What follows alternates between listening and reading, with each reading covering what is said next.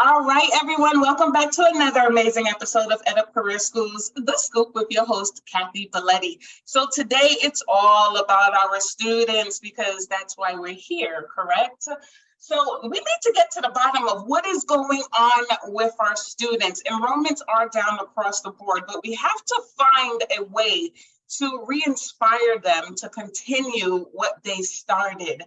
And to help me walk through this conversation, we have an expert with us today, Miss Gina Quinn, who is the Executive Director at Miller-Motte College. Hey, Gina. Hey, Kathy.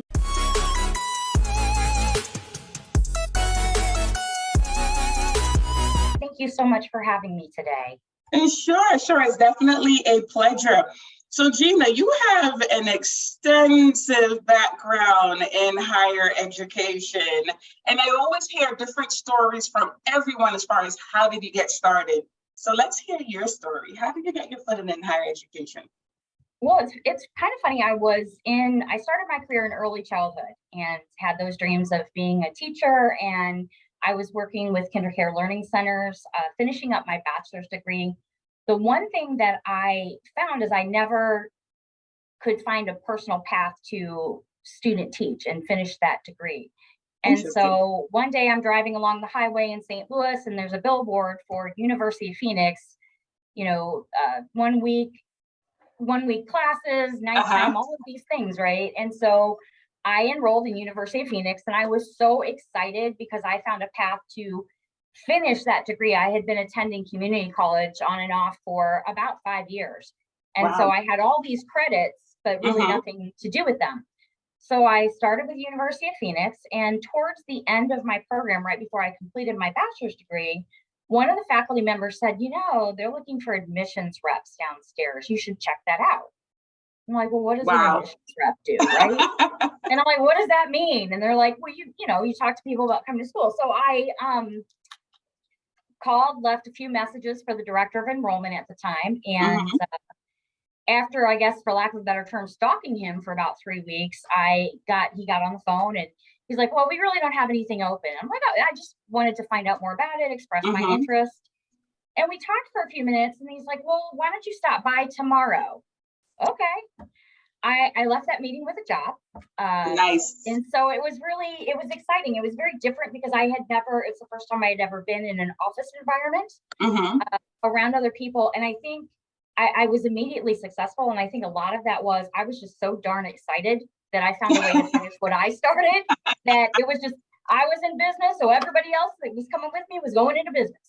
And from there, I grew from an admissions rep to director of admissions, and then later was recruited to be a campus director at another school. And so since then, I've had campus directors, campus president, executive directors, and I think more than anything, you just fall in love with the process of changing lives. And I know that sounds succinct or a little bit, but it's true. Stories. And you know what somebody went through when they walk across that stage, there's nothing like it. It reminds me of what we do every day and why we do it. Oh my gosh, I love that. And it's funny because when I think back to being an advisor, I remember having students who were in homeless shelters, and they're coming in with their clothes in a plastic bag. So it makes you think of our students today. It's like all these excuses that you have, really? I've seen worse, and I've seen them walk across the stage on graduation day, and that's what it's all about. Let me ask you, do you ever find it hard to explain the role of an advisor to people who are outside of career education when they ask you, what do you do? And you're like, I'm an admissions advisor, and they're like, what is that? When I have to speak directly to what the role is, I really talk about relationship sales. I mean, we are the engine, as we know. Admissions is the engine of the campus or the school. Without admissions, we really don't have a campus, if you will. And so a lot of it is building rapport. And I think some folks come into it like, I love people. Well, I'm glad you love people. And, if they would just show up, well, we have some people who can be really good tour guides, but the true connections with admissions representatives and a prospective student is the rapport and the relationship they build on that phone. And so you're never going to enroll a student on email or text. unless it's somebody who just lays down and says, this is what I'm going to do, right? Exactly. When do your classes start? Right. And at some point, you're going to have to sit down and really build those questions. And because a lot of people have an idea of what they might want to do. I see this a lot with people who think about online education. And I personally was not overly successful with online because I don't have the discipline to do it. I get caught up in a book or what's on TV or whatever else. I really enjoyed the classroom scenario as far as meeting the instructors, the other people in your class. I mean, one of the things I loved about my MBA program was the group dynamic. We had people from all walks of life, and I learned so much from hearing and seeing what they were doing. And it was also my dedicated time for me. It's the one time a week that was dedicated to my pursuits and what I needed to do, right? And so I think with some students have the romanticized idea of, oh, I can fit this in. This is going to be easy. And there might be some classes that are less challenging than others, but then there's some classes like when I took accounting, that was like a 24/7 gig for me because I had no clue. It was like, what am I doing, and why do I need this anyway? Exactly, right. But you have to fall in love with the process. Walking across the stage is definitely the end goal. And you definitely you're not selling something that's tangible, right? You're not going to walk around with the pretty pink sweater and, have the new outfit tomorrow. You're really doing something to improve. And I think part of the challenge is understanding that when you complete, a diploma program or a degree program or, anything you look to do, right now we're looking at starting with the end in mind. As far as, you got to picture yourself and you have to be able to help somebody see that picture. The problem is, and the hardest thing I tell students all the time, the hardest thing about going back to school as an adult, and personally, I don't know too many people who can go to school without working. The hardest part about going back to school is making the lifestyle adjustment. We all have families, we all have jobs, we all have, social lives, or, we all have commitments outside of school. But you have to make the time. There is a time investment. It is short term, and helping somebody see the short term investment of your time and your energy and your focus for the long term gain. And you don't automatically see those results the minute you achieve your goal, right? Sometimes that goal is delayed a few years. It's really what you get out of it is directly in proportion to what you put into it. So I think, I've seen students that, came to class and then went to their dialysis appointments. And then we've had students who lose a family member in the middle, or, unfortunately over the years, I've lost more students than I care to. I've been to more student funerals than I care to acknowledge. That's probably the hardest part of being in this role. And seeing our students is you really get to know their lives. So we have a smaller campus. And one of the things I notice about our particular sector is that we hold our students' hands a little tighter. A lot of our students will come from us where they fell through the cracks at a larger university or community college. And, I myself did just fine in community college because I didn't need anybody, right? But I do remember when I went to the big university and I had these life issues come up. I was one of those people who fell through the cracks because I didn't know what resources there were. No one reached out to say, hey, you're not in class. I tell our faculty all the time, our students already know they weren't in class. Let's call them and say, hey, I noticed you haven't been here. Are you okay? Exactly. There's a huge difference.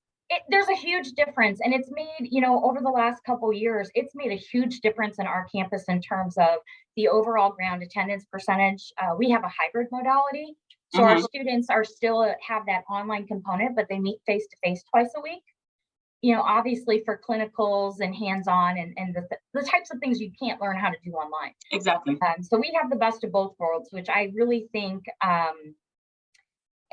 to me, it's the model of the future, if you will, right? And so one of the things that we find out, something simple as, my charger for my laptop stopped. Well, you got to call and tell us. Let us help you. And then there's the person who is in perhaps, unfortunately, a domestic violence situation, or they're without a home, or their baby is incredibly sick. there's all these different things. And I think the one thing that continues to stand out, I'm very fortunate that my director of education is a true partner. And it's about building that relationship. Unless you know the student, you can't really be like, hey, you're not going to class, what are you doing? I've gotten, there's students that I'll harass in the halls because I know them, and I'm like, I looked at your grades, and they're like, you were a student, and it's like, so help me understand what you're doing, right? And we celebrate, we did yesterday, we had pancakes and handshakes. So the term ceremonies, Dr. Badebo, my director of education, handmade pancakes, fired them up on the grill. We had a nice big breakfast. And, for us, it's about building a sense of community. We also have partnered with a couple local Onslow Community Outreach and a couple of churches. We have a food pantry on campus. And it's really about, we have a food pantry, we have a Dress for Success closet, and it's really letting the students know that it's okay. And I don't care, you don't have to prove to me that you don't have food. If you're hungry, let's get a can of soup. Food is love in the South, though. So, we're always having some kind of a, yesterday was pancakes. We've got king cakes coming in a few weeks. It's, it's always about what can we do? And I think with some people, even when you're going to school and you're busy, they may not have time or remember to bring a snack or meat. I remember eating dinner out of vending machines for years while I was going to school. And it's just nice to sometimes have something available. So we try to do that at least once or twice a term, which is a module, if you will. Our classes are 5 weeks long.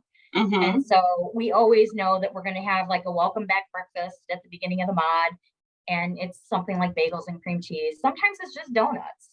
And, sometimes we get real fancy and we have chili or pancakes that are, made from scratch. One month I went and bought like the pre-made pancakes that you just heat up in the microwave. Dr. Bidet was like, oh no, we cannot be doing this. Like, I will make the pancakes. So, I think a lot of it is just, you have to meet the students where they're at. That's very important. It's so important because there's always the excuses of childhood. There's always the first thing, right? Oh, this is going on, life is happening, it's really busy. But I also think that you have to peel the first answer is not really what's going on. And you have to earn the right to have that conversation and build that rapport, right? What the first answer is, and some people we're not going to save no matter what we do, but we always try to let them go with grace. And, I had a student who was in her capstone, and she failed it and she failed it again. And I'm like, look, what do we need to do? Do we need to set you up with weekly tutoring? She's like, no, I'm like, you are not giving up on yourself. We almost like pushed her across, and at graduation, she asked if she could say something. And she came up and she said, mostly to Dr. Badebo, thank you for not giving up on me. That is, it's so powerful that she's like, may I say something? Well, you're at graduation. Okay. Yeah. Sure. Yeah. But she was, it's just something as simple as thank you for not giving up on me. We met with a student earlier today who failed her externship. And she had some significant things going on. Her and her children came in, they met with Dr. G, and we're like, we have an option. We're going to put you in a capstone, but we're going to require you to meet with us every Friday, either virtually or in person, to make sure that you're where you need to be. You're 5 weeks away from earning your certificate. And she had her kids, and then they went out. We have a little library out there because reading is my first love. And so her kids are getting children's books out of the library, and she comes back and she's like, I really thought that I wasn't going to get another chance. Thank you. So sometimes we have to be ahead. I get a grade report every week. We're calling, we're checking in. It's some things that if our students were going to do what they were supposed to all the time, they wouldn't need us. That is a huge point. Look, I speak to some advisors who they get annoyed because people call in and they have no idea what they want to do. And the first thing I said is, that's our student. That's our student. That was Most me. of us, exactly. Some students have tried multiple things and nothing has worked out. And then you have some people who have tried absolutely nothing. So Right. when someone calls in and they say, you know what, I know I need to do something better, but I have no idea where to start. That's like putty in your hands. That's Come putty. in. Have Let's a talk. conversation, really get to know them. And when you're building rapport and trust, guess what? That's when they really start to open up. The smallest things count. That's when they start to open up because they know somebody's actively listening, right? Exactly. If I'm just going to push you into a program to check off a box, our students know that. They know that, right? And they're the ones that really typically don't start out with strong attendance and things like that. We make sure that from the get-go, and you know, we haven't cracked the code on this. We try a lot of things, we throw a lot of things out, and what sticks we keep, and what we don't, we're constantly, you know, evolving. That's one of our core values within core education, Miller-Motte College, is that we're constantly looking at growth and innovation. Some things work really well, some things don't. And I think that for us, as long as it's based on the student experience or it's in the best interest of the student, we do our best to try to say yes as often as we can, as long as it's compliant. Yeah. And, you know, making sure that we're there. And, you know, there have been a number of students who may not be a fit for the programs we offer. And it's being able to say, the courage to say, you know what, I'm sorry, we don't have search tech, but you know what, Coastal down the road, they do. And I would encourage you to go look at that program if that's what you truly want to do. I did that as a rep one time. A gentleman wanted to be a teacher. And at the time, we didn't have that program. We had business management. We did not have an early education program. This was a long time ago. We'll just say that. But Gina, you do know a lot of that has to do with a lot of schools putting the pressure on advisors to enroll. You know, you do, and there is. I mean, it's more about it's. There's a certain. It's a very different environment and a very different, for lack of a better term, sales cycle than it was when I was a rep. Right? We didn't have the technology that we have today. We didn't have the warm transfers. And I think so many times I'll listen to my team and the first thing they're going into is, well, the class starts here and you're going to go 2 days a week. And are you looking for days or nights? I'm like, whoa. What are you doing? It's too soon. Too soon. What do you know about this? Does this person have kids? I don't know. What do they do when they have free time? You know, let's get to know the person. And I think that's another thing is I always was able to find, and even with my students now, a common ground. If I didn't know what they were doing, or, you know, they're like, I'm really into badminton. Well, tell me a little bit about that.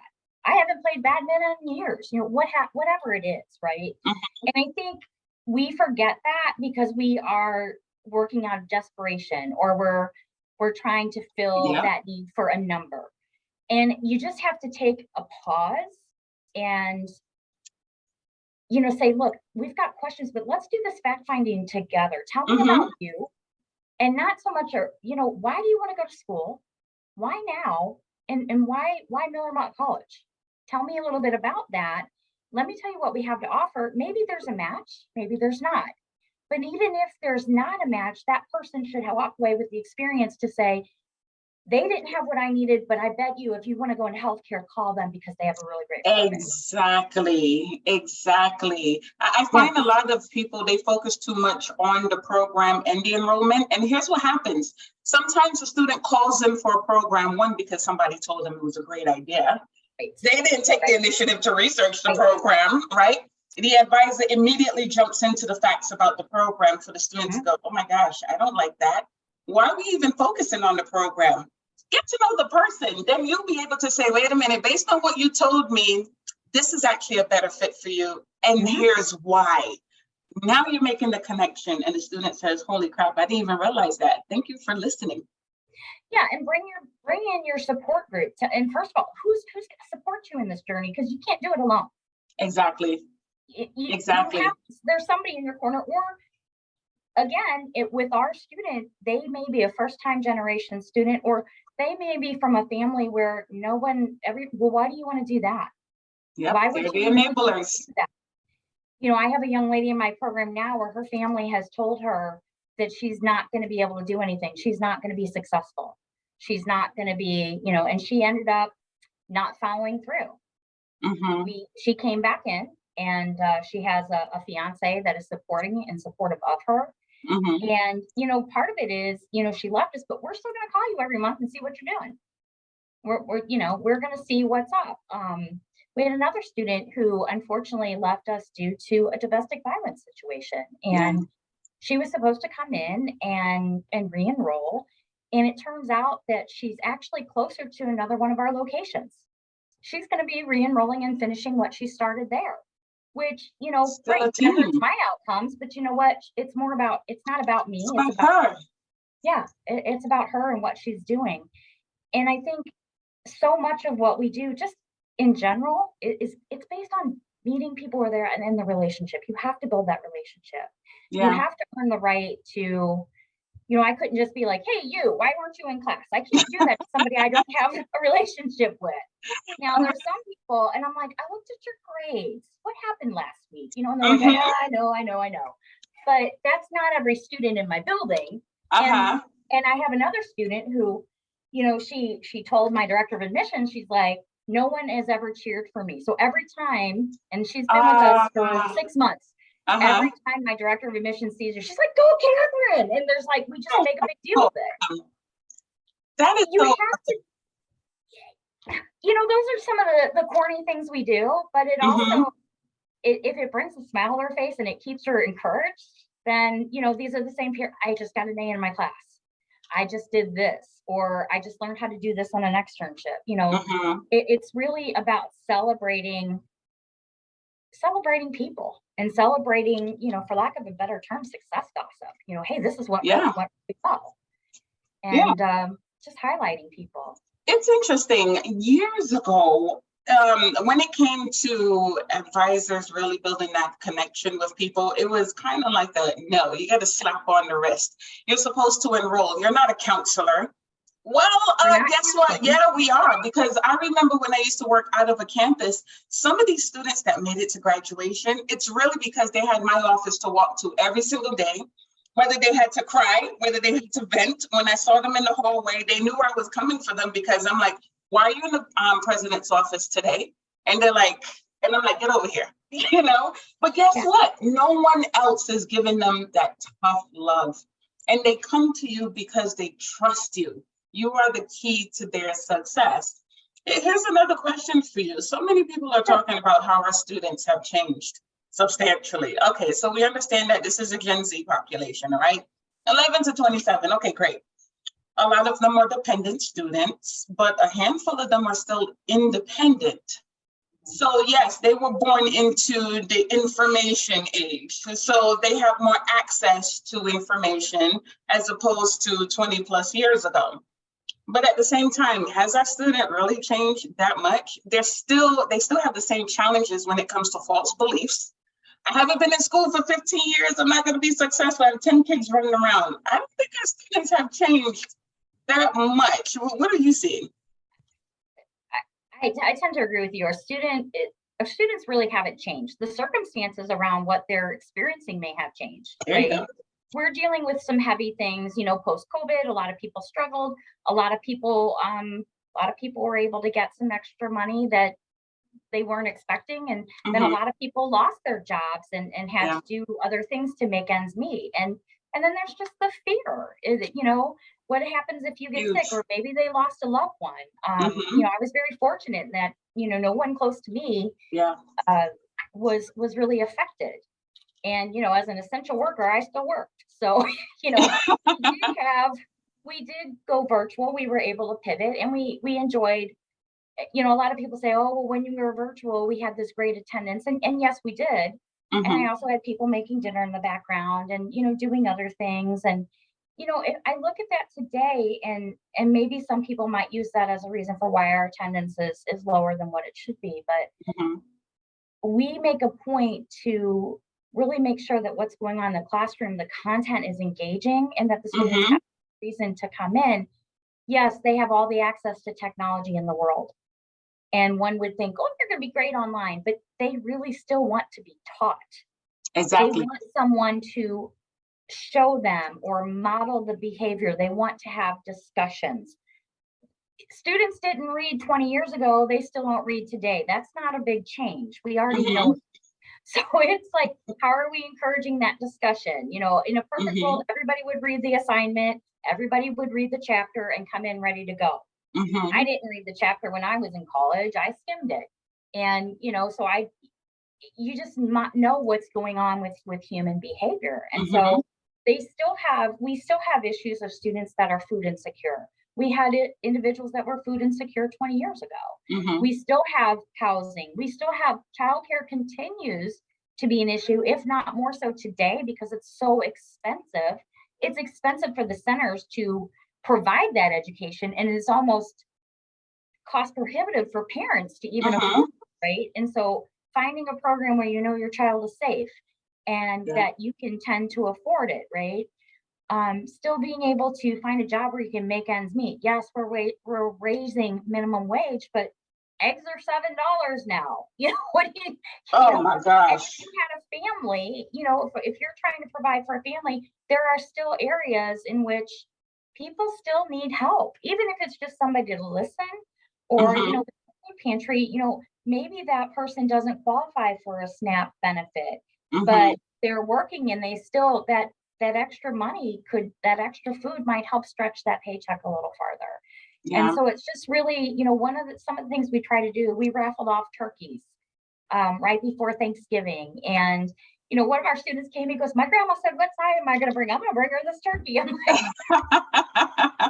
he's like, and then she can cook it up and we have a side. I'm like, you know, let me know how that goes, you know? But maybe they had access to a turkey, maybe they didn't. But I was talking to one student and they're like, well, we're going to do a chicken.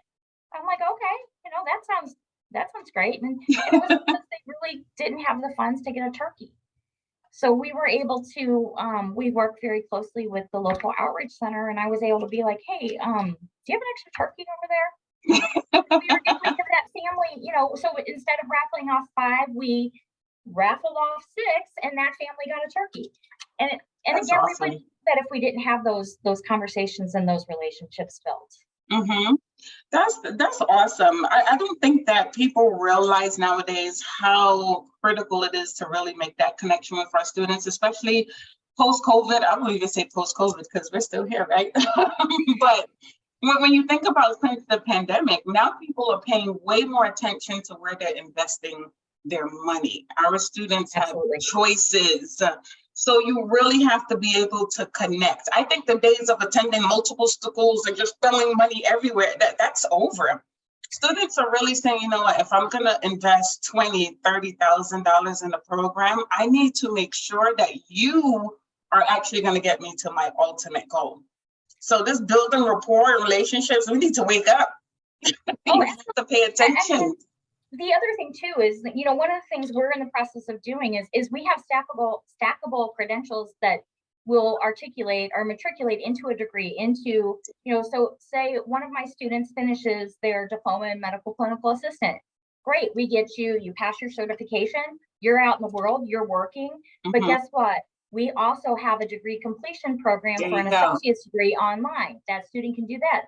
You raise up your career a little bit more. You also have the bachelor's degree. So it's about having those stackable programs that, you know, you may not be able to hit the end goal. I always like to joke that I was on the 17-year plan, but you know, you may not be able to get that end goal today, but you're going to work your way up, and you have these stackable credentials that will ultimately get you where you need to be.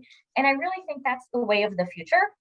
Because yes, there is a need for skilled labor. There is a need for career and trades. Not everybody is meant for a 4-year degree. Not everybody is meant to go to college and have all those things, right?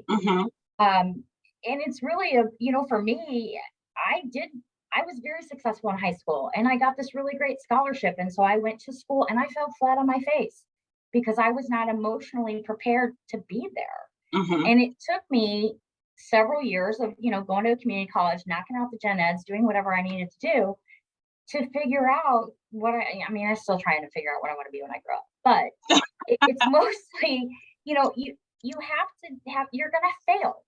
And I always tell students, if you're going to fail, I want you to fail here. And it's more about it's being comfortable enough to fail, that you have somebody around you to help get you back up. I love that. I love that. Let's talk about the enrollment process, because here's where a lot of schools are struggling too. We have so many students that are enrolling, and somewhere along the line, the most excited students are just totally disappearing.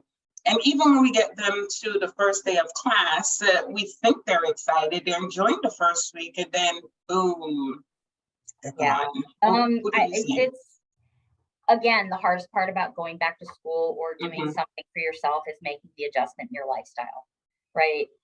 And a lot of, parents will be like, oh, well, my child comes first, without realizing that you can't pour from an empty cup, right?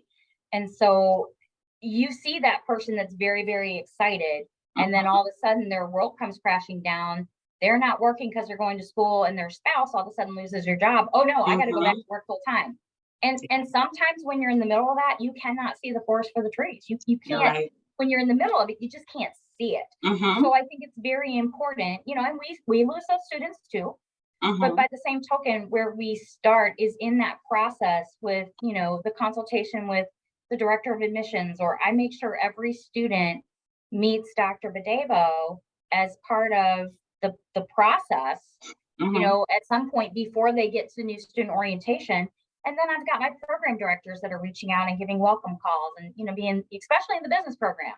So what are you planning on doing, so that we can kind of be thinking about that, beginning with the end in mind. Also, okay, there's a number of different specialties in healthcare. You want to be a medical assistant? Do you want to work in peds? Do you want to work in dermatology? Do you want a clinic that's, where do you want to be? Where do you see yourself? And sometimes we haven't thought about that. The students haven't thought about that. Yeah. And I think the biggest thing that I would say is to try to leave the door open.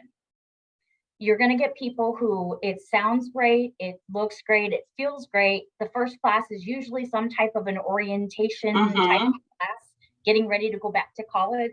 And then reality sets in, and they're not prepared. All of a sudden, we're juggling 2 classes instead of 1. I have a little bit more academic rigor, and you want me to write a paper? What? And it's just, looking at those things, and how do you balance it? Some rise to the challenge, and some people are like, whoa, this is not what it was going to be for me. And so I think a lot of it is to really talk about contingency planning and trying to put those resources in place, or having a robust access to resources where a student may need that, and making sure that you find the way to get the word out. I guarantee if you surveyed all my students, over half of them would say, there's a food pantry? It's labeled right as you walk in the front door. Not paying attention. Because you just don't notice it, because you have your own things going on. And I'm guilty of it too. I'll be like, when did we start doing that? Oh, it's been in place for, months. Oh, okay. And those things happen because I might have some outside things that are weighing heavily on me. And I think it's life is heavy for all of us right now. Oh yeah, absolutely. The pandemic, whether you were, by yourself or quarantined, or you were with people, or you were worried, there still is a little bit of change. People want a little bit more. Like you said, you have choices. You can spend your money anywhere. But a student is a student, is a school is a school. And the difference in between why somebody might choose your school over school B, in my opinion, is it's 100% based on the rapport and the relationship with the admissions advisor. And I agree with that 100%. We're not counselors, but we're definitely cheerleaders, and we're definitely listeners, right? 100%. I love that. I think the more advisors understand that relationship, the easier it's going to be with them. And a lot of students actually fall off because they don't know what to expect. Even when you think of financial aid, most students think, okay, so in a couple of days, this process is going to be over, until they have 15 appointments. And it's like, wait a minute, why am I still going through it? And they start to get discouraged.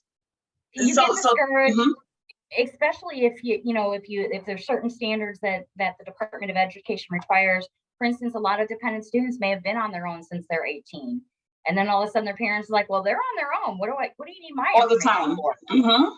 It's like, well, the government requires XYZ, but also just explaining the why, explaining that there is an investment, or that these student loans or these refund checks you're getting, you have to pay that back. Mm-hmm. Making sure that they understand where their investment is going, and that yes, you are taking out student loans. This is not always free money. Mm-hmm. This is not always, this is not your, hey, I'm going to get a new tattoo refund check. Those types of things sometimes happen. And then there's people who generally need the additional resources. Exactly. Exactly. That's really important. I think also being able to find a why behind the why, paint a clear picture of what their life would look like after graduation. We have to dig a little deeper. Yes, everyone wants to gain additional skills so they can move up in their position, or some people need more money. But the question is, what is that promotion going to get you? What is more money going to get you? What kind of lifestyle would this type of career get you? I think that's what's going to continue to keep our students, grounded. And everyone is going to have those pitfalls where they feel like, what was I thinking? I'm not going to make it through. But if you have those tools, to remind them of, remember the end result, remember what you want after graduation. I think that's going to be the key to getting our students to wake up and say, wait a minute, yep, you're absolutely right. I have to keep going. But here's the other piece of that is that just because you walk across the stage or you finish, those dreams don't come true automatically. Nope. There's still work involved. You still have to put in the work in order to harvest the results. Yep. A lot of people are like, I want to set a better example for my kids. I want to complete this, so I want them to see it. And it's like, great, you're going to be a great role model, sitting and doing homework together. And when you put in just all of the, maybe your child is misbehaving at school and you've got to meet with the teacher in the morning and you have to done your own assignment. And you're like, sometimes the easiest thing to do is just get rid of the one thing that's for you. I know exercise is really good for me, but I'm tired. And it's easier to just go to bed than to work out. And I know if I worked out, I would be less tired. Intellectually, we all know these things, right? But it's the actually getting, and sometimes I think we can be harder on ourselves than not, right? And I think we're at a stage today in which, gosh, there's a lot of stuff going on. There's just a lot of things that are coming to light with, cost and, race and what's being taught and what's being said and justice, and just things are more exposed now due to technology innovations, where they probably were going on all along, but now somebody recorded it. So now we're going to talk about it. And those are hard conversations to have. I myself have gone through as a whole nother conversation, but as we're going through Black History Month, and I learn about some of the local stories in Onslow County where I live, and I listened to a very dear friend of mine, Miss Arthine, who talks about her experience growing up, and she's a retired educator, and it's eye-opening. And sometimes I have no words when I hear the way things happen, but we're never going to learn or change if we don't address them. And I think for the long time, it was easier to put our heads in the sand. And same with going to school. It's easier to just say, yeah, I took some college classes and yeah, I'm working towards this. But life gets in the way. And sometimes we just have to, that's why it took me, probably 10 years to get my bachelor's degree completed, because it never once occurred to me to ask anybody. I thought I didn't qualify for financial aid. I didn't think I could. I didn't know anything about it, nor did I have anybody to help me. When I went to school, it was, hey, sign here. Your parents need to do this. And there's no why. It's like, there's no why. There was nobody explaining it. As long as they got what they needed, then it was all good. But when I was at school and the kitchens were closed on Sundays, and my parents didn't have the resources to send money, and it never occurred to me that I could get a part-time job. I mean, granted, this was 30 years ago, I think. A little more, but anyway, I'm like, oh my gosh. But at the time, I had no idea that I could ask for help. I had no idea of what resources my school had. And I guarantee you, I have students in my own campus that don't know what's available. So many times we're chasing somebody down because they're approaching their 14th day. And, it turns out this individual needed needed a charger for their laptop. And I'm like, and that's all it was. Do it, but she didn't know who to talk to. And sometimes when you have so many things going on, it never occurs to you that you can go to the $5 store or Walmart and pick up a charger for $10. Yeah. Sometimes the easiest solutions are just not in our vision. They're out in the peripheral because there's so many things going on. There's too much going on. You just need somebody to help you navigate that. And the more we can stay in communication with our students throughout the process, it's going to be easier for them because they're not always going to be the ones to come to us and say, I need help. I'm falling behind, because what's going to happen? They're going to stay in their little box and then they're going to disappear. That happens to so many of us. I was that student. And so I try to remember, and we try really hard. We're constantly calling and calling and calling, and they get a new phone number, and it never occurs. Oh, hey, maybe I should tell you I got a new number. It happens, right? Yeah. And so, to your point, there might be some pride involved. There might be some embarrassment. There might be like, well, that person has way more problems than we do. That doesn't mean your need is any less. Exactly. And so for us, we do something that we call it intrusive advising. So we want to, are you safe? Do you have food? Would it help if we gave you an incomplete so that you can catch up on this work? Or what do you think is the next thing, right? And so there's not one blanket answer for every student. And I think we're all seeing those challenges. And the resources are there, but they're also not enough of them. You're right. I love that. Oh my gosh, I love what you guys are doing over at Cora. Thank you. But let me ask you this: where do you see the future of career education? I see more people understanding that. I think previously there was a stigma about going to a trade school, or it was, you're very blue collar, and realizing that there can be a good living to be made in the trades, and that not everybody needs to take a philosophy course or major in liberal arts. And there is for lack of, I don't want to say nobility, there's nobility in every profession.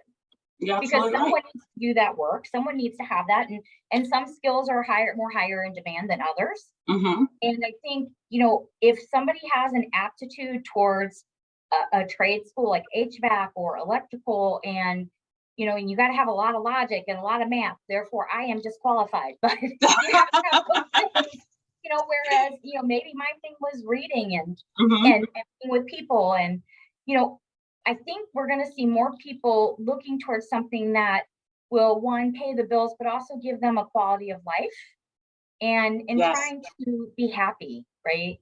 And so I think as we have less stigma about trade schools and mental health and bringing all these issues forward, it's going to be more about, where do you want to be?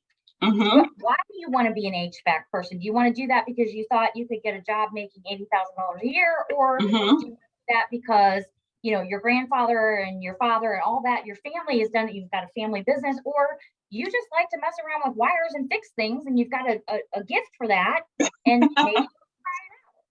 So I think it's a lot more about finding out where people's strengths are and where they want to be. So again, those stackable credentials really will come and make a play here, because you will see somebody who, I got out of high school. A lot of high schools offer certain trades. Maybe I got my CNA certification while I was in high school. And so now I've got a part-time job, and I'm going to enroll in this diploma program for a medical clinical assistant so I can take it to the next level. And then while I'm working on this, I'm going to get my associate's degree. Maybe I'm going to go to nursing school. And you're going to have degree after degree after degree, and you're going to stack those credentials to get where you need to be. But you've also got some security and some income while you're getting there. And I think that's the big difference.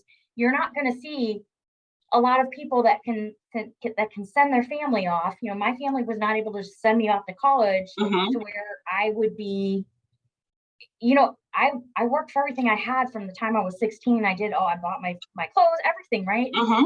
But it never occurred to me that I could do that when I went away to college. And those dots just never connected at first. And so I think it's really encouraging people to do their due diligence and figure out that, hey, this is an investment you're making in you. And maybe there are too many schools for too many people, or maybe we need to look at where what's the market demanding. There's a huge shortage in CDL drivers right now, and so that program where it's booming because people are getting out, and within a couple of years they can be making a really, really good income. Now you're not going to get your license and all of a sudden make 6 figures the next day. And I think we need to make sure, and we need to be very mindful of that just because this might be the median average on, I constantly refer students to the BLS and ONET, right? All the time. Because it says the median average, what you get in Raleigh, North Carolina is very significantly different than what you get in Jacksonville, North Carolina. Exactly. And Gina, let me ask you, when you are not knee deep in work, what do you like to do in your free time?